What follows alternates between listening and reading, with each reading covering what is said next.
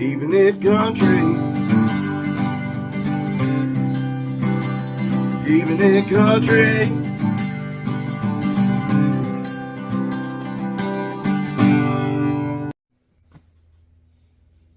Hey folks, your old pal keeping it country. Another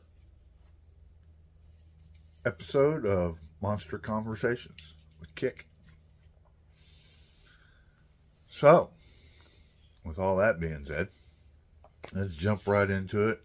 Kind of want to do like a positivity thing and kind of, I can only speak from reflections from my own points of view and things in my life.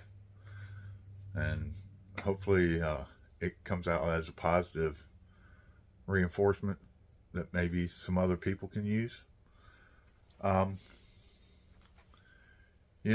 You're gonna have challenges through life, and that's just a fact. You're gonna have highs, you're gonna have lows, you're gonna have in betweens, and you're gonna have those times when you're why me, or oh yeah, or oh yes, now I'm successful. And everybody perceives and judges success in different ways. And it's not that I'm a great human being or anything like that. These are all lessons I've learned. I'm now 64. Well, we'll be 64 on Cinco de Mayo. But for those of you, that's May 5th. My success is standing back and watching my kids live normal, happy, healthy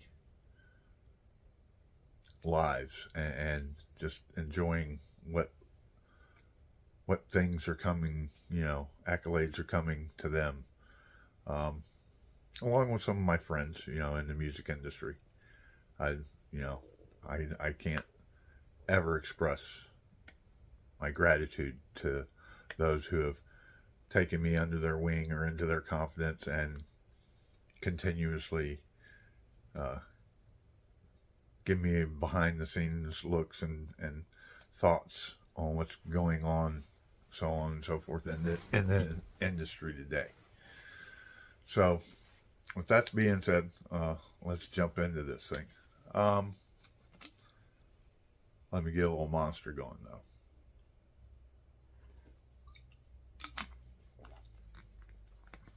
A little background on me. At 5 years old, I fell off of a riding lawnmower and it severed my right hand, which left me with this. And things could have went several different ways, but because of the strong family that I had, and my brothers and sisters supporting me as well as my mom and dad, the biggest thing they instilled with me was, you can do anything you want to do. You're going to have to work hard for it, and you're going to have to keep focus. And you're going to have ups and you're going to have downs. You're going to have successes. You're going to have failures. Howsoever, you can either let your failures become a negative within you, or you can look at them as a learning tool, as, okay, well, I tried this, that didn't work, so let's not do that again. Let's go into a different avenue. And that's kind of the way I chose to go. I don't really look at them as failures. I look at it as a learning experience, as in, okay, well, let's not do that again and try to find something else that does work. So, to continue on with me, at 5 years old, fell off a riding lawnmower in what most of you all consider to be middle school. We had junior high school. That was 7th, 8th, and 9th grade. And 8th grade, I was, and it was the first year they did it, they did a scoliosis screening in school. And that's curvature of the spine for you that don't know what scoliosis is. And I was found to have scoliosis. That was roughly 1974, 75, I do believe. So in 1978, some circumstances had changed with the curvature, and I had to have my back operated on, and a 17-inch stainless steel rod inserted into my back.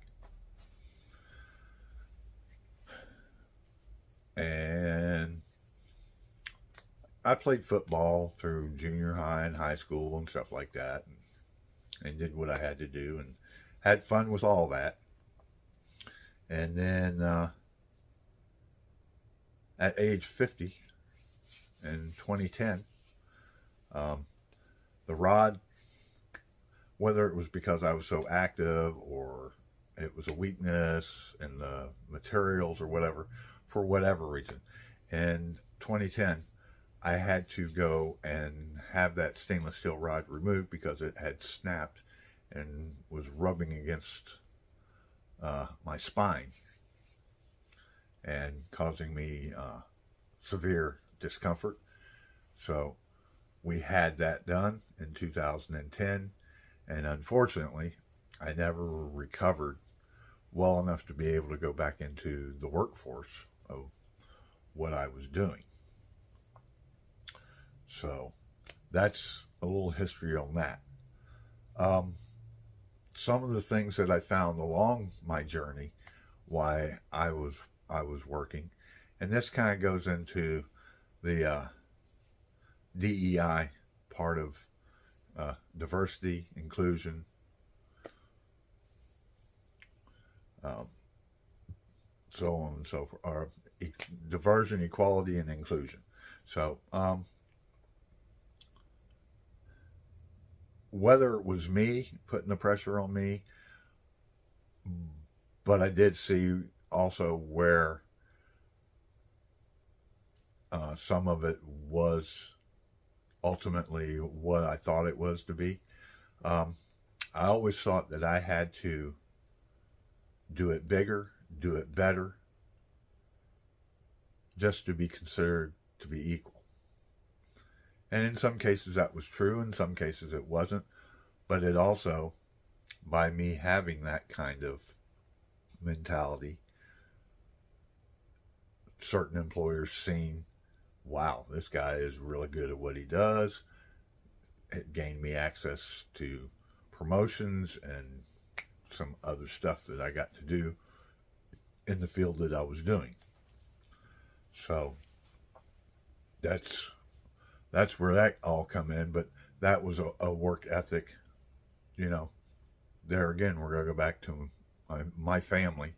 Thank God I had the family I had who, you know, instilled in me, you know, work hard, you'll get rewards, you'll be rewarded for those. And I'm not saying that's so much for today,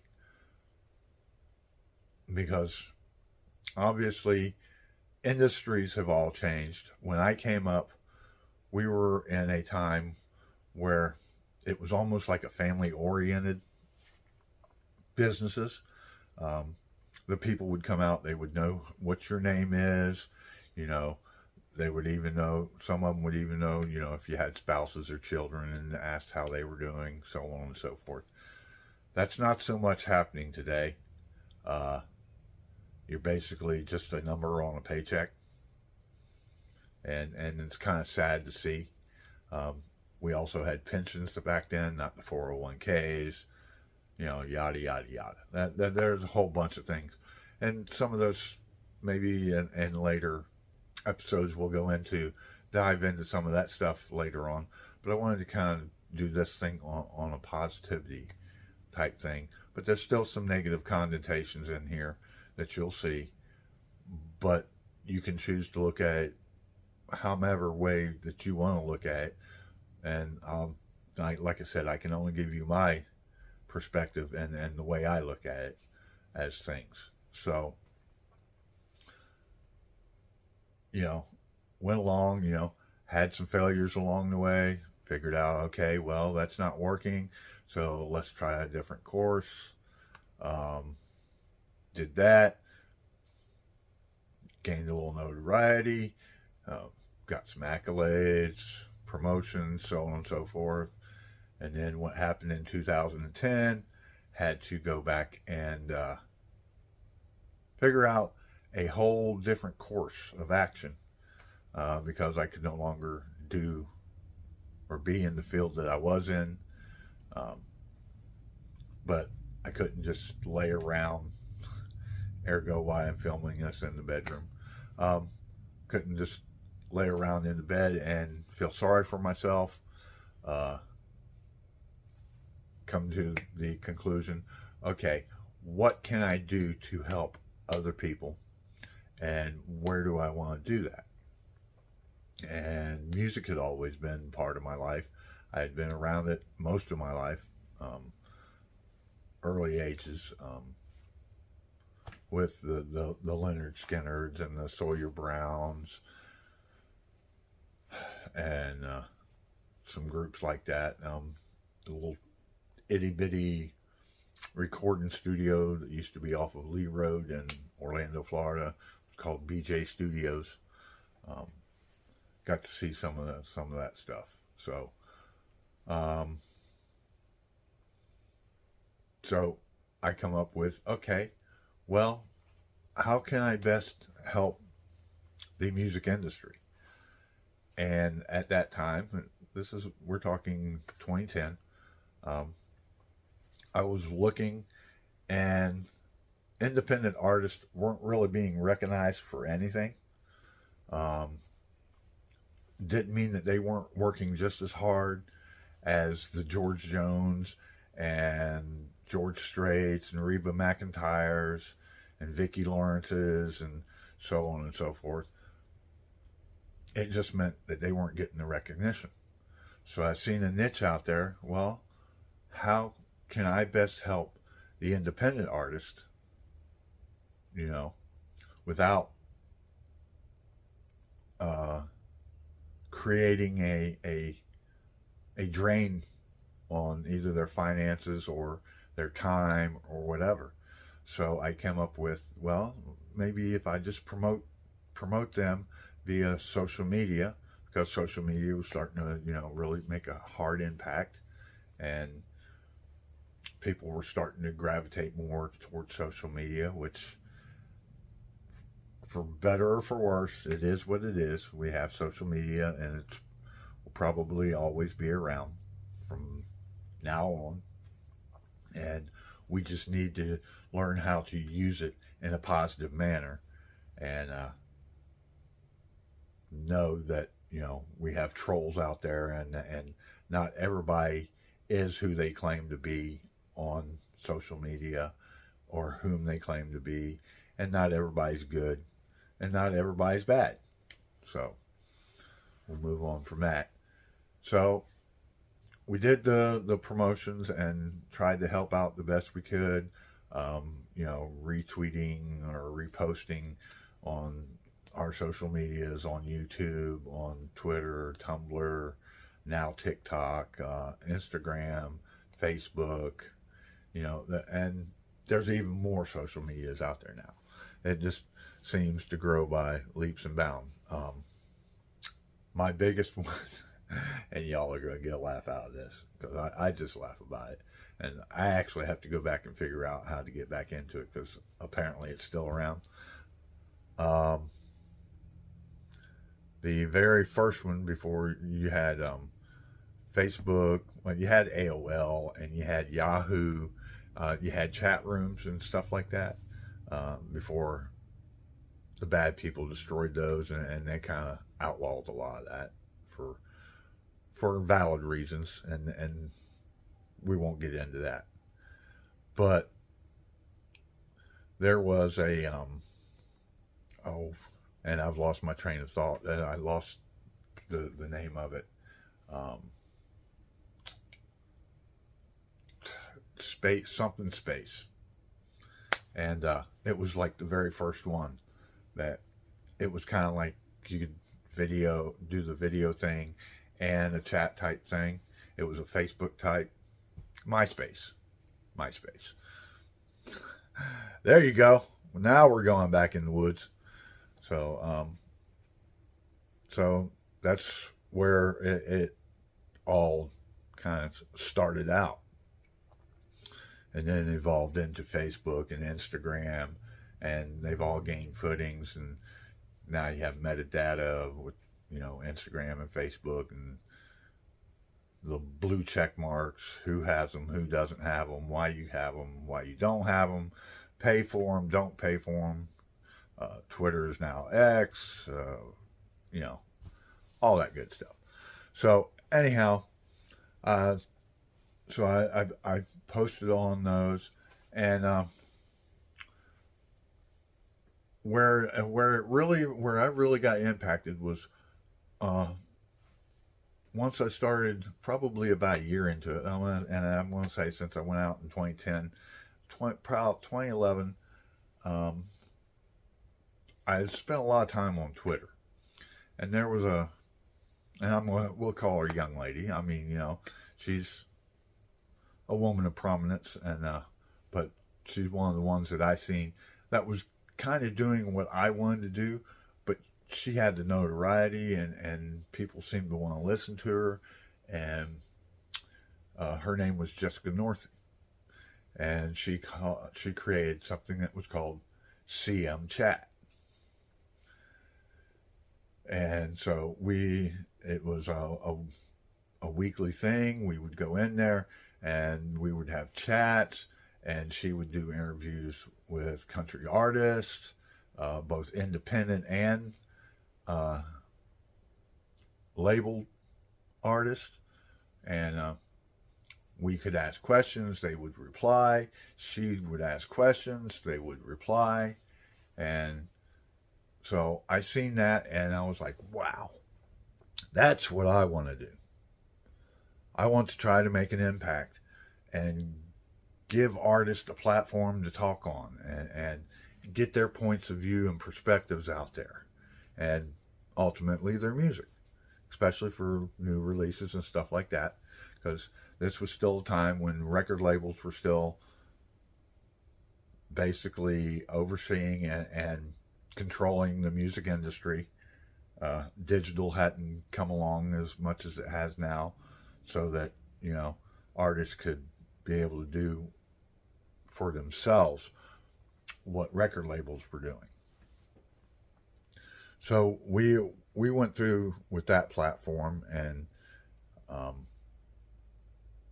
we've done okay. I mean, we do what we can do when we can do it. Everything I do is on my own, by myself. Videos are created myself. They're not professionally by no means. I try to make them look visibly and audio wise as well as I can with the tools I have to work with. So that's where we're going. That's where we went, and that's what we're going to continue to do. I had to, within the last couple of years, refocus, because you have to understand, if you have 100,000 followers, or you follow 100,000 artists, that it is almost, and whether, you're going to hear a lot of people, well, it only takes you 5 minutes to reply, or it only takes you, 30 seconds to put an emoji down, or blah, blah, blah, blah, blah. Well, times that times 50.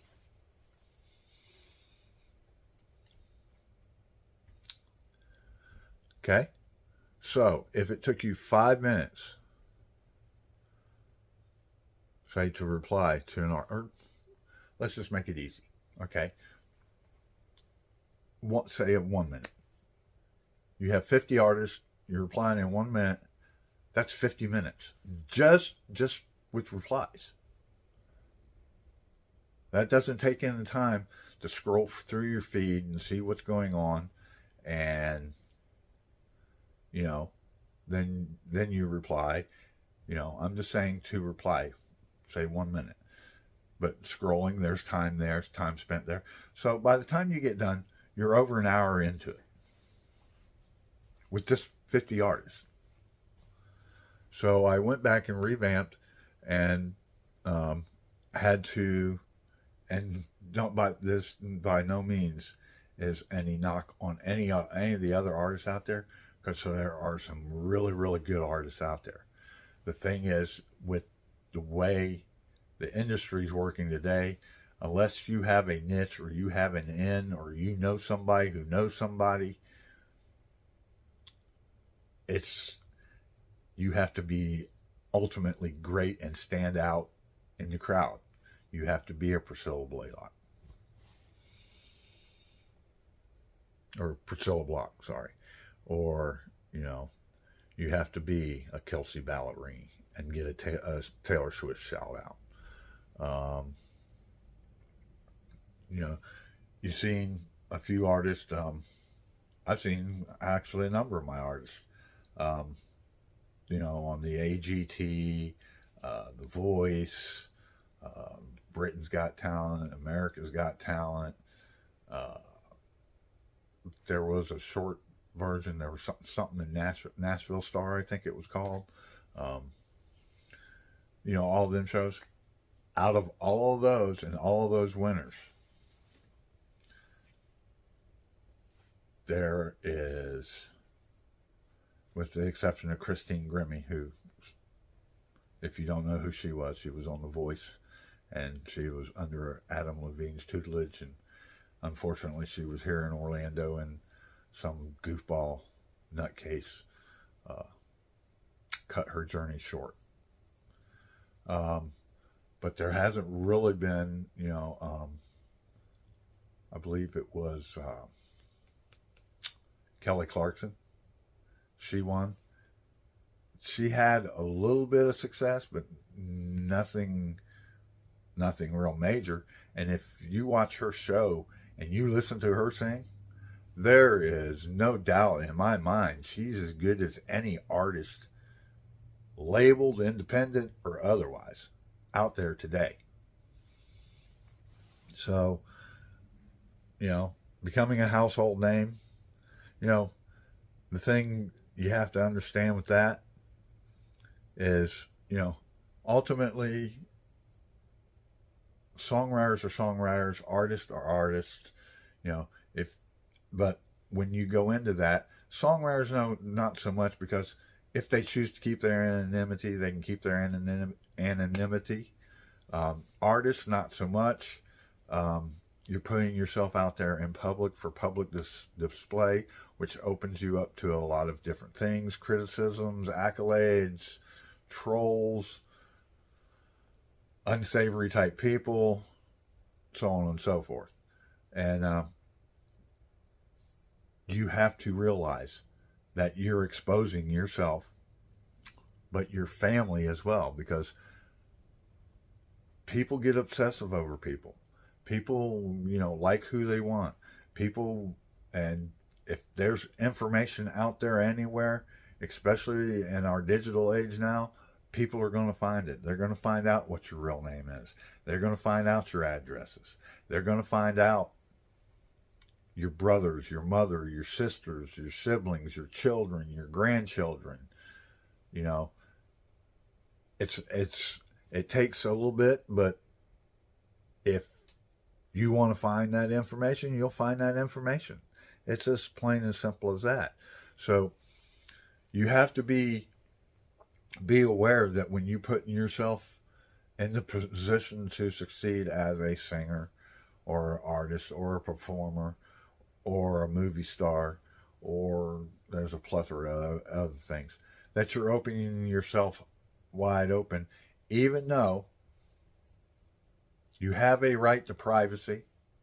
For some ungodly reason, there's some unwritten thing or something that well, because you're a public figure, you have no right to privacy. I call BS on that. If you're a human being on this planet, you have a right to privacy. If you tell somebody, please don't do that, please get away from me, please leave my family out of it, then that should be taken as gospel and done. That's not the way it works, but that's my opinion, and that's the way it should be.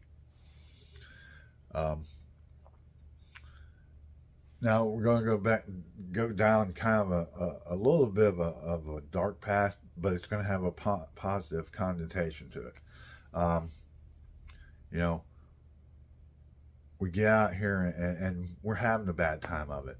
Our music isn't getting heard, or our movies aren't doing well, or we're just in general not performing very well or happy with ourselves and life in general. With, you know, I'm at the same job for 10 years and it's becoming stale and stagnant, and, you know, blah blah blah, and I dislike my life, and da da da da da.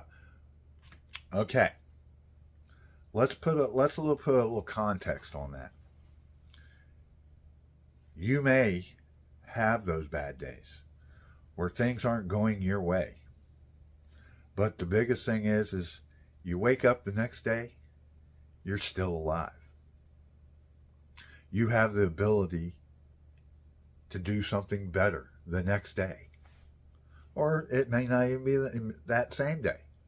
You may have the ability to pull yourself out of that funk and put a positive spin on it, which is what you need to do.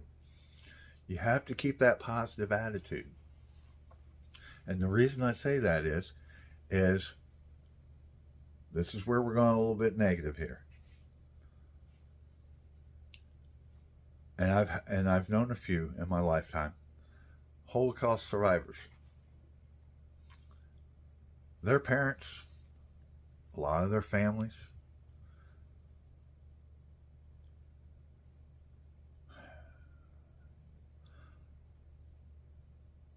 they didn't get that chance. They didn't get the next day. There wasn't a brighter horizon tomorrow. They suffered some horrific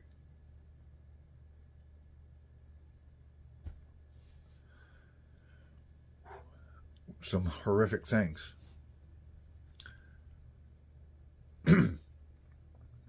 And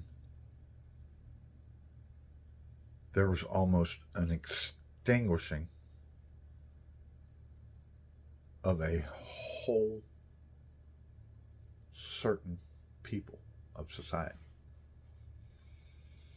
Think about that for a minute.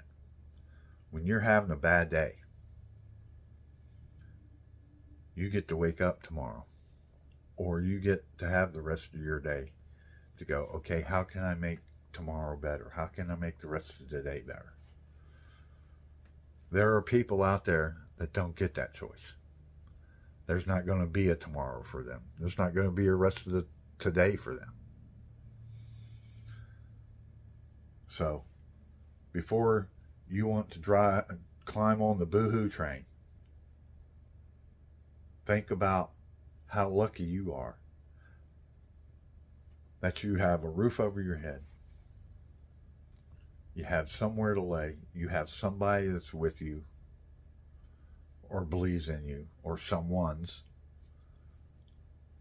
There are those out there that don't have anything. And there's people like me who are by themselves, who are just as happy or content, because I never know what tomorrow's going to bring. I don't know what the rest of the day is going to bring. Who knows? Maybe I hit the lottery. Maybe I don't.